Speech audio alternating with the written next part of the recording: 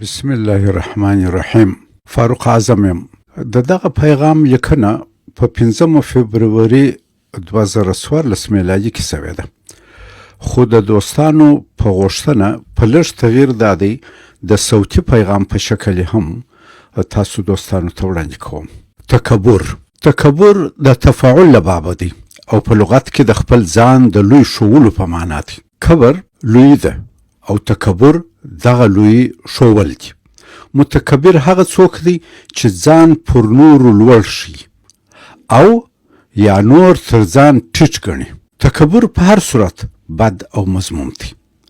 هغوی چې نور تر ځان ټیټ ګڼي تر هغو بد دی چې ځان پر نورو لوړ ګڼي. یو سړی نورو ته په سپکه نه ګوري بلکې یوازې په خپل مال، جمال، قدرت، اولاد، پلار، نیکه، قوم او داسې نورو شانو فخر کوي او دا ښیي چې دا کمالات لازوال دي او په نورو کې تر ده کم دي. خو بل سړی د نورو په تحقیر، سپک ښکاره کولو او د نورو په ټیټولو ځان لوړ شي. مثلا یو څوک په خپل ښایست فخر کوي، په ځان ډېر لاس وهي او هر چاته ځان څرلوي او داسې ښیي چې د ده یا د دې په شان ښایسته نور څوک نسته. بل څوک نه تحقیروي خو ځان لوړ ښیي. خو یو بل څوک بیا ښایست نه لري مګر د نورو عیبونه وایي، په رنګ یې خاندي، خراب نومان پرېږدي، تحقیروي یې. که څه هم دا دواړه بد خویونه دي خو دوهم ډول تکبر تر لومړي بد دی. یو ساده مثال یې، خلک ولاړ دي په سرای کې، یو کس په یو زینه کې لوړ درېږي، خپل ویښتان ښکاره کوي، خپل ښایست کالي ښکاره کوي. دا تکبر دی. خو یو بل کس بیا بام ته نه خیږي، زینو ته نه خیږي چې ګرد خلک یې وویني، ځان تر نورو لوړ وګڼي، نور وڅاته اچي چې یوازې دی پاتې.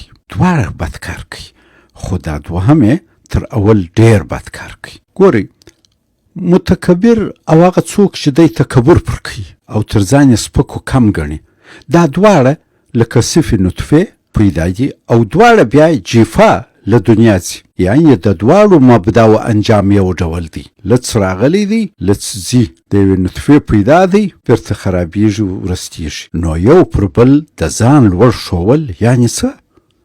تکبر او غرور هغه څوک کوي چې اندروني کمزورتیا لري. متکبر او مغرور انسان چې هر کله د خپل ځان سره سي، یوازې سي، نو ځان سپک ورته ښکاري او د ذلت احساس کوي. هغه دا فکر کوي چې نور خلک د ده په دغه کمزوري پوهېږي، نو ځکه کوښښ کوي خپل دغه اندروني ټیټ احساس، باطني ذلت او د شخصیت کمزوري د نورو په سپک ګڼلو سره پټ کړي او ځان تر نورو په لوړ ښوولو وښیي چې تر نورو ټیټ نه دی. آدم علیه السلام او ابلیس دواړو په جنت کې ګناه وکړه خو آدم وبخښل سو او ابلیس نه. دا ځکه چې د آدم ګناه د هغه د احتیاج او ضعف زیږنده وه او د ابلیس ګناه د هغه د تکبر پر آدم د برترۍ له حس څخه راولاړه سوې وه. ابلیس ته وویل سوه چې آیا تا زما نافرماني د تکبر له مخې وکړه او که پر آدم دې ځان لوړ ګاڼه. ابلیس طبعا د الله عز وجل په وړاندې تکبر نسو کولی،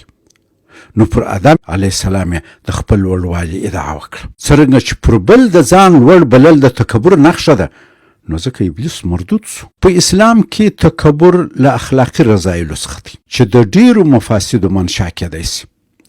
تکبر انسان د پوهې له حصول او حقیقت له وصول څخه منع کوي. تکبر انسان د کمال او جمال دواړو څخه محروموي او حتی منکر کوي او لکه شیطان کفر ته یې بیایي. مغرور سړی نه علم کیږي. دا ځکه شرمیږي چې یو بل چاته په خپل ناپوهي اعتراف وکړي، ورته ورسي او څه ځینې زده کړي، ګونډه ورته ووایي چې زه نه پوهېږم، ما پوه که، ما علم که. دا کار نه کوي. غرور او علم دواړه یو ځای نسي سره اوسېدلی. همداراز د متکبر زړه د محبت ځاله نسي کېدی. دا ځکه چې عشق او تکبر پر یوه لار نسي سره تللی. ځینې وخت مغرور انسان د حق له تسلیمۍ څخه انکار او کفر کوي. دغه سبب دی چې د پیغمبرانو په وخت کې ډېر کسان لکه فرعون، شداد، نمرود، ابولهب، ابوجهل او داسې نور خپل غرور ایمان راوړلو ته نه پرېښول. په اوس وخت کې هم ډېر کسان حق ته تن نه ورکوي او د حق او باطل جګړه همداسې روانه ده. الذین آمنوا یقاتلون فی سبیل الله والذین کفروا یقاتلون فی سبیل الطاغوت. د حق او باطل جګړه روان ده. کوم کسان چې پر حق ایمان لري هغوی د حق په لار کې جنګیږي، او هغوی چې د حق منکران دي د ظالمانو په خوا کې ولاړ وي. د حق په لار کې وجنګیږي، بېشکه چې د شیطان او ظالمانو نقشه کمزورې ده، ناکامه ده. حق توهینول چې د تکبر علامه ده کفر دی. که یو سړی لمونځ، زکات، جهاد او بل داسې فرض نه اجرا کوي ګناهکار دی، خو که په خپل دغه عمل فخر کوي کافر کیږي. دغه ځای دی چې تکبر انسان ځینې وخت کفر ته بیایي. قرآن کریم تکبر لویه ګناه بللې ده او د متکبر ځای دوزخ ښوولی دی. قرآن کریم ډېر آیاتونه سته، البقره کې، په نساء کې، الاعراف کې، الحدید کې، زمر کې، مختلفو صورتو کې، په مختلفو ځایونو کې د تکبر مذمت سوی دی.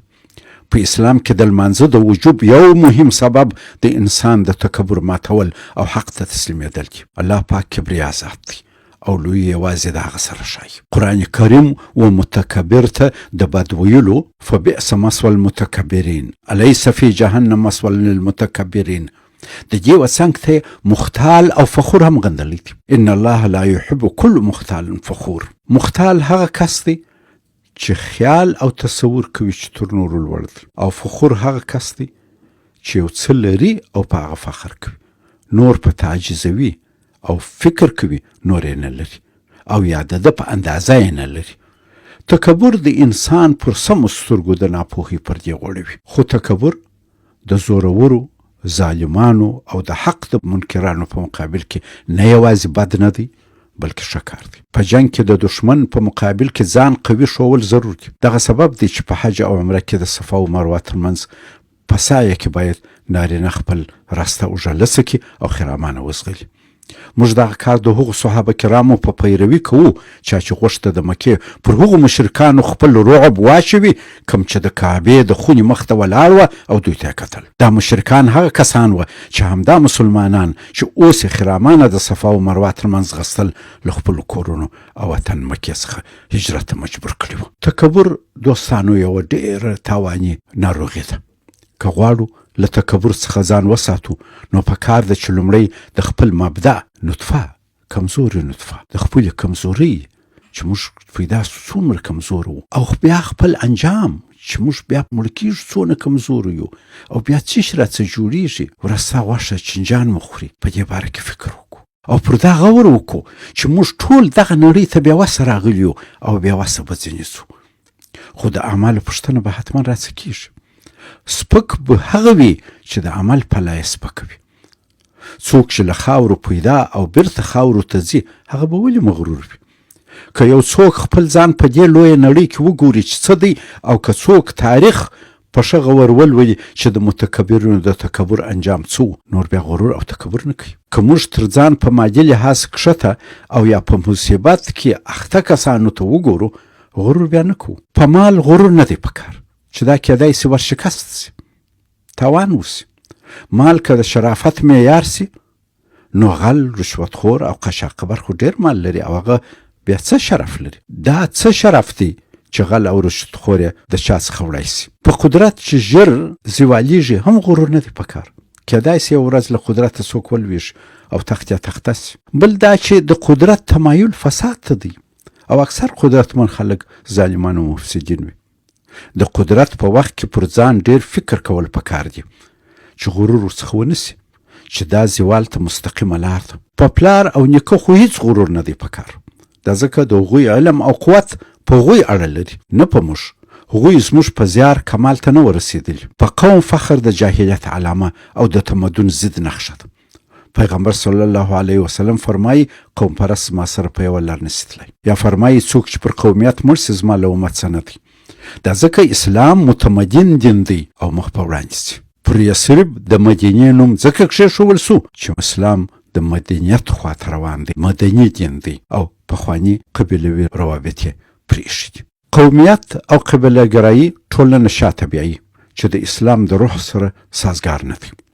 امریکایانو د افغانستان لپاره په بون کې په 2001 میلادي کې د قوم پر بنیاد حکومت جوړ کړ چې 20 کاله د نړیوالو د بېدریغه نظامي او مالي ملاتړ سره سره په شرمونو شرمېدلی سقوط سو او په خپله سقوط سو. د امریکا په حضور کې سقوط سو. موږ باید زده کړو چې حکومت باید د قوم پر بنیاد جوړ نسی، بلکې د اهل کار خلکو څخه جوړ سي.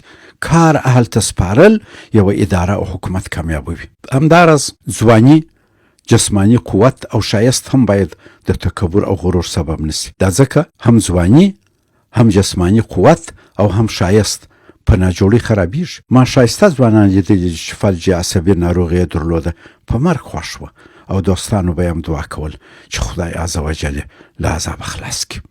او که څوک ناجوړه هم نسی، د عمر په تېرېدو یې ځواني، قوت او شایست کمیږي. هغه شی چې زوال لري په هغه غرور څه پکار دی؟ په علم غرور هم یو باطني فساد او د عالم لپاره یو لوی مصیبت دی. قرآن کریم دا ډول سړي د هغه خره سره تشبیه کړي دي چې کتابونه پر بار وي. د عالم فساد د عالم فساد دی. په دنیا کې د پوه سړي مسؤلیت تر نورو ډیر دی او په آخرت کې حساب هم تر نورو سخت. د عالم مثال د شامخ غره دی چې په میلیونو ټنه واوره علم یې پر خپل سر او اوږو ساتلی او په کرار او متانت یې نورو ته د هغوی د ګټو اخیستو دپاره ورکوي. د علم فیض نورو ته بې له غروره رسیږي. تکبر یو ډول تجاوز او ظلم دی دوستانو، چې متکبر یې د نورو په حق کوي. هغه د نورو په تحقیر سره په حقیقت کې له خپل حد او حق څخه اوړي او د نورو د عزت و نفس پر حریم تجاوز کوي. متکبر ظالم دی. موږ باید له غرور او تکبر څخه ځان وساتو. والسلام علیکم ورحمة الله وبرکاته.